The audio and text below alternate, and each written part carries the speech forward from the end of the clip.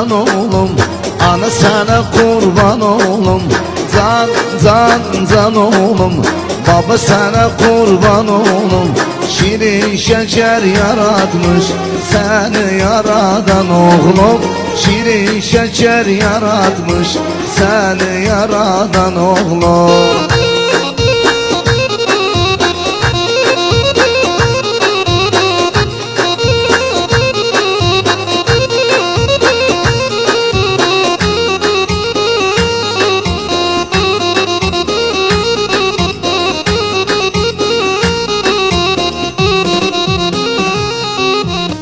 Dünyaya geldiğim gün sevinç getirdi bana.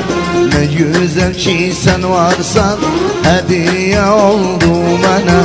Dünyaya geldiğim gün sevinç getirdi bana. Ne güzel ki sen varsan hediye oldu bana. Can oğlum, ana sana kurban oğlum. Şirin şeker yaratmış seni yaradan oğlum. Şirin şeker yaratmış seni yaradan oğlum.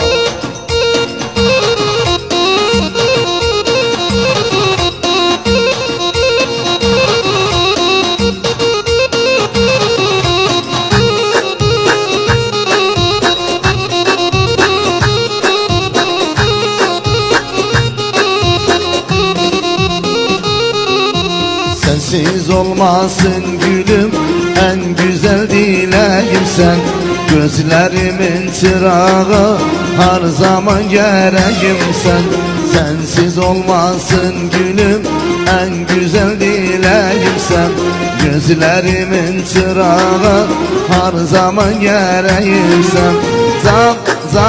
Can oğlum, baba sana kurban oğlum. Şirin şeker yaratmış seni yaradan oğlum. Şirin şeker yaratmış seni yaradan oğlum.